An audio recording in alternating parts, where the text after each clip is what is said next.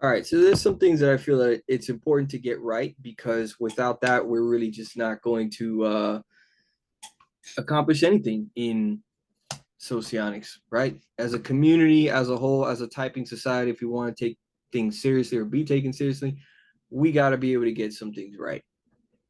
So that's why I'm kind of a big believer in debating stuff and having intellectual integrity, let's call it, calling stuff out when you see things that just it doesn't make sense, you know. And if you think it does make sense, if you believe in it, then by all means argue your case and see what goes. So where am I going with this?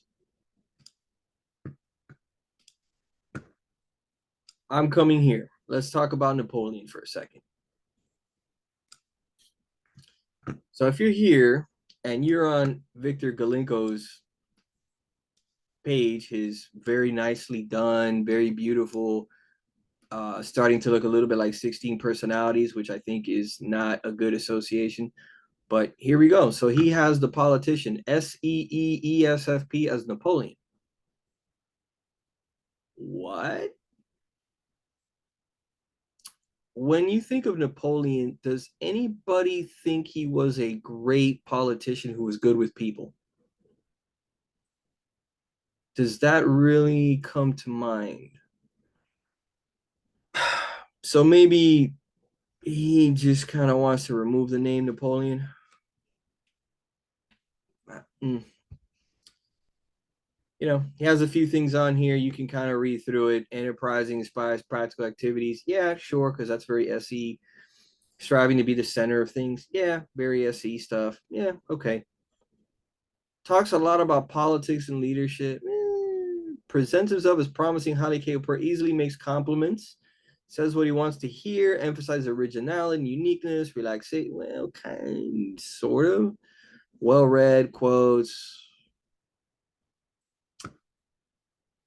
Master of political maneuvering of contacts between opposing sides. He reconciles with people as easily as he quarrels with them.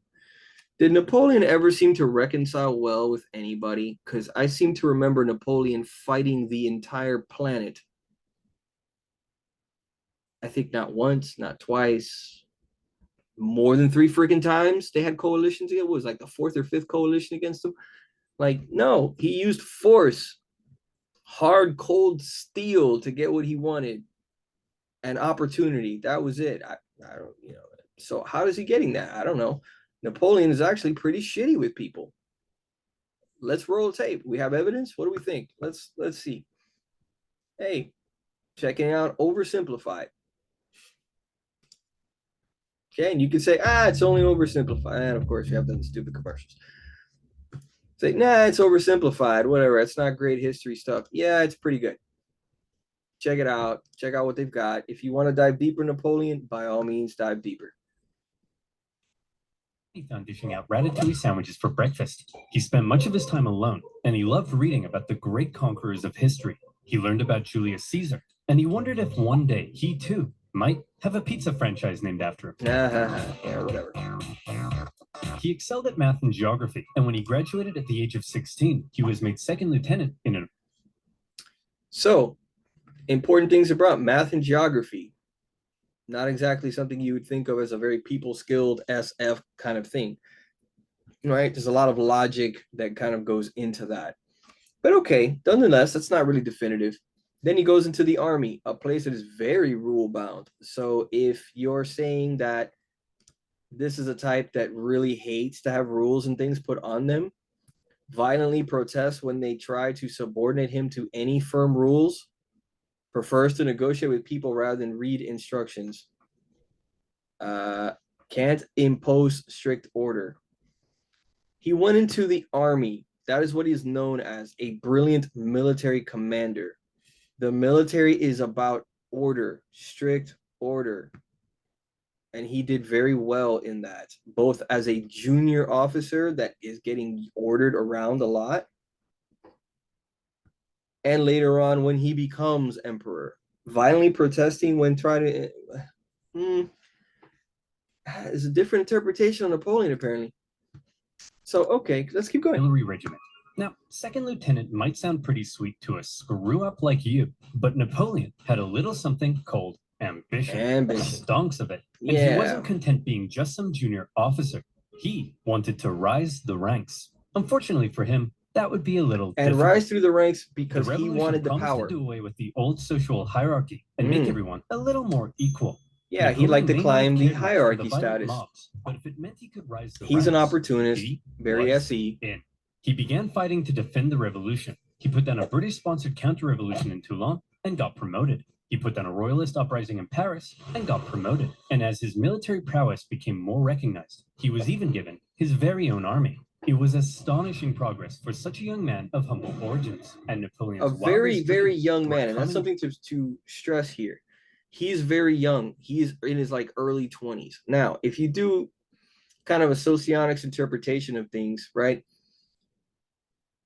An ESFP, an SEE, will develop their TE, but it's going to take time for them to do it. Why? Because it's a mobilizing position. It's further down their stack. As they get older, they start to cultivate their TE. They get better at it, you know, and so on. But they're not going to be great at it up front. An ESFP should be good at SE combined with FI.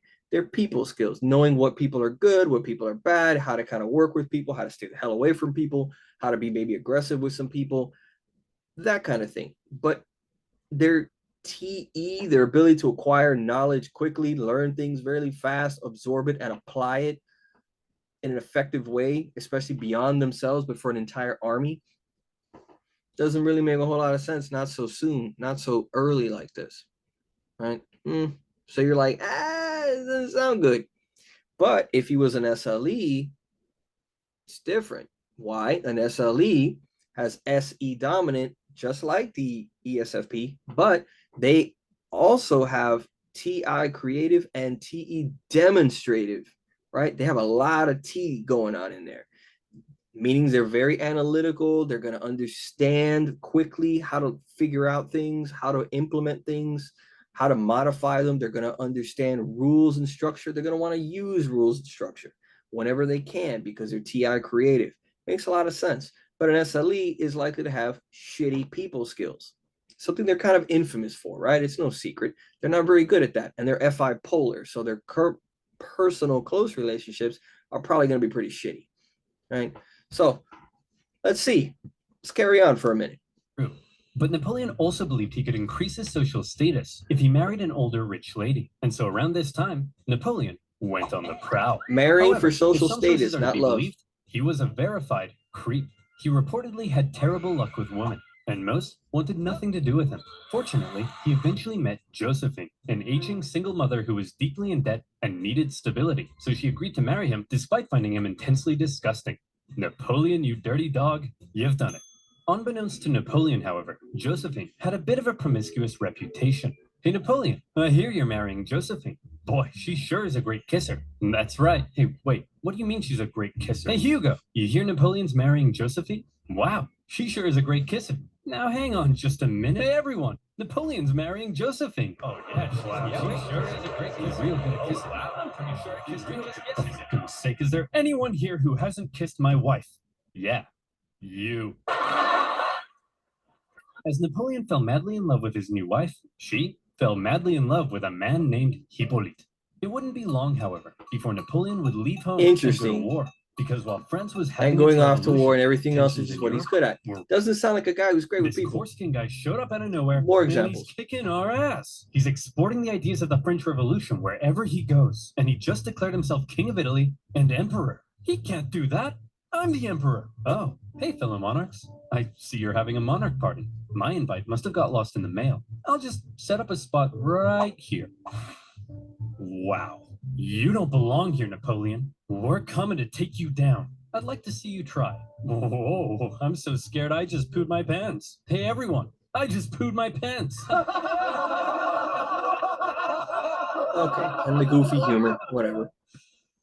No, but I did just poo my pants. Before Napoleon had even declared himself emperor, the British had already redeclared war on France because both sides had been violating their previous treaty. Napoleon immediately occupied Hanover. And so essentially, he doesn't get along really well with a lot of people. He's not a very good politician. He pisses off everyone, and he's fighting everybody. Napoleon gathered his army along the English Channel. We've Right. already learned two ways in So, which Napoleon was a great military commander, but here comes one of the biggest reasons. so as a politician, he's actually not that great. He's a good opportunist. He takes advantage of the legal system, takes advantage of the chaos of the revolution to put himself in power and so on. He rewrites various laws to put himself in a better position because he understands the laws and the legal system well. Legal system, rules, structure, etc. But it's nothing to do with people. His personal relationships suck and continue to suck. In fact, as the wars go on and he's successful, he has various generals that are under him that he thinks are on board with him, and he puts those generals in charge of different countries, thinking that they'd be loyal. Well, as time goes by, they're not. They flat out state, no, now that you put me in charge of this country, I'm loyal to this new country. I'm not loyal to you. And those very same generals turn on him and they end up fighting him, joining the coalition against him. Not a very good judge of character, Napoleon. He didn't do a very good job of that, right? So time and time again, he's not exhibiting very good FI. Josephine there, he eventually leaves her and marries a Polish aristocrat. More chaos on his inner side. He doesn't display good people skills really ever. Not an FI way. Now he's good at getting armies motivated. He does some good speeches and things like that, which sounds more like FE. He has influence on the mood of people. He gets the crowd going. Okay, so we got some good FE. Sounds right for an SLE who over time kind of gets better and better with FE, has FE. But where's the FI? There is none. He's terrible at it. Now here, stuff that he was known for, great military leadership, commanded loyalty. Sure, like most generals would, but I already mentioned that there were some marshals who betray him later on. So, nah, it wasn't so great. Deception and surprise. But what he's really known for is a couple of things, mostly speed. He had reorganized his army. Speed. There is mentioned. Corps, which were themselves basically The small corps armies. system. Each had their own infantry, cavalry, and artillery, and as a result, was able to act more independently. They spread out through the countryside, and by living off the land rather than relying on heavy supply trains, they were able to move extremely quickly. Napoleon would traverse massive distances, outmaneuver his enemies, isolate them, and then move in for the kill before they even knew what was going on. Lightning warfare leading to total destruction. Would you like to see him do it? Here we go. Part of the coalition's plan was... So speed. Speed is the name of the game, is what he put together.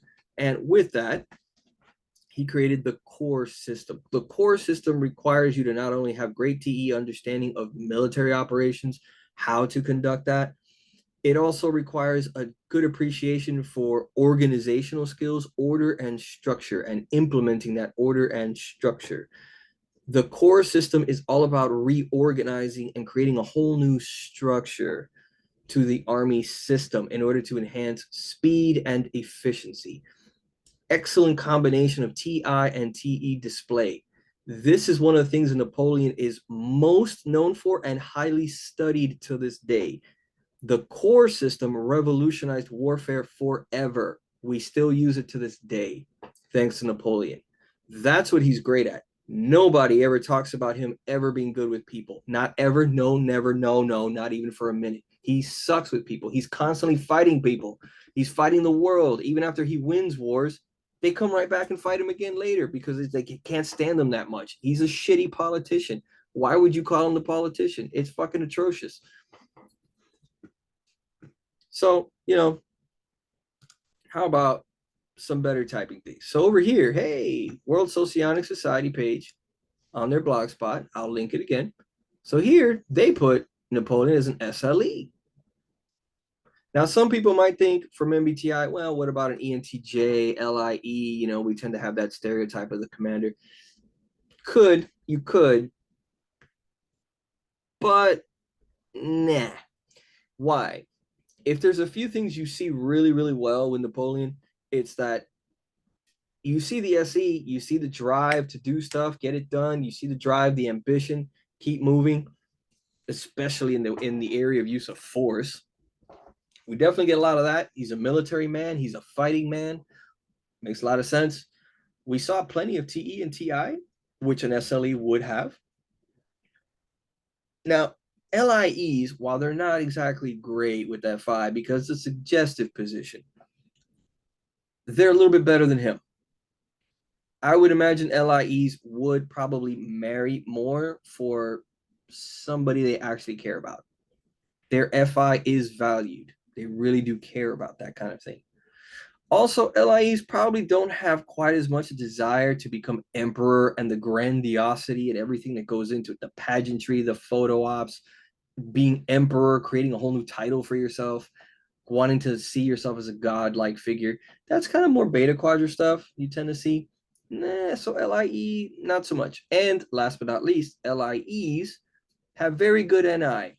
They have very good strategic abilities, strategic understanding of stuff. So one of the things that Napoleon was famously, well, famous for, his poor strategic ability. He was great at winning battles. His speed and ferocity and understanding what to do and the timing, how to find the exact key point of a battlefield was excellent. He was great at that.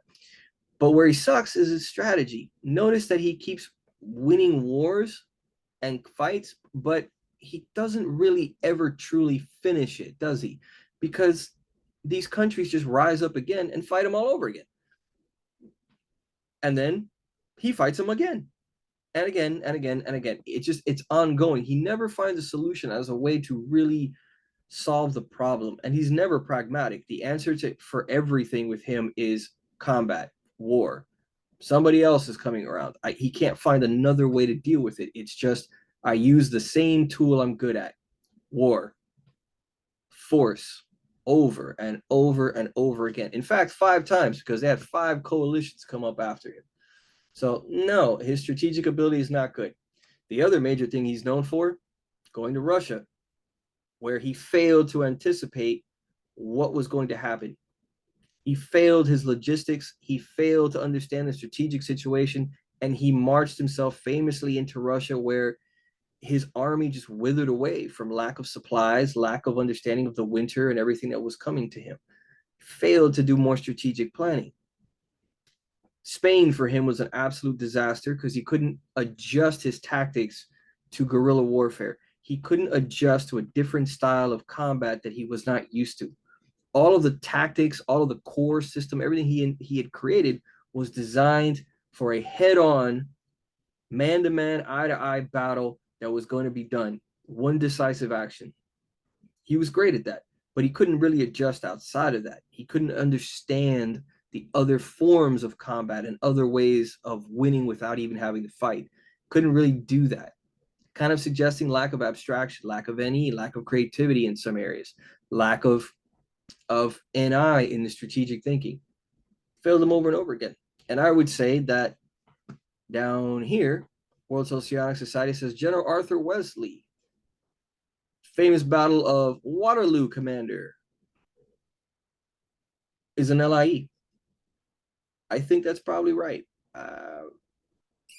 Hard to confirm that one, but I feel pretty confident that he probably was an LIE who eventually beats Napoleon. And one of the reasons he does is that he's far more strategic and he's far more adaptive in his tactics. He changes over and over again, whereas Napoleon couldn't. Napoleon was really good in his ferocity in battle using specific tactics he created, but he couldn't really adjust. Okay, so here's World Socionic Society. They're right up right here. Link that in there. Check it out. Give it a read. See what you think of that. They have a lot of similar points that I made. So I think this is a pretty good article right here. Give it a go. Again, why am I harping on this stuff? One, because I like Napoleon, or I just like history, really. I don't like Napoleon the man. I just like the history of it. It's great. Two, because we got to clean up stuff in socionics, right? And typology in general. It's tough to have one socionic school say that this guy is an SEE, and then other areas we say he's SLE. MBTI craziness thinks he's an LIE, NTJ. You know, we need to have a discussion. You know, And by all means, if you think he's an SCE, as Gulenko over here apparently does, please explain that one to me. Politician. He sucks at being a politician. That's not what he's known for. Why would you choose to have that name? So, yeah, it might sound like I'm bitching, but we got to clean it up, guys. That's why we got to clean it up. So, hey, as always, like, subscribe, um, give me your comments. Let me know what you think. At this point, I'm doing my own typing services. So if you'd like to get my typing services, let me know. Uh, feel free to contact me. I'll have some information on here as well.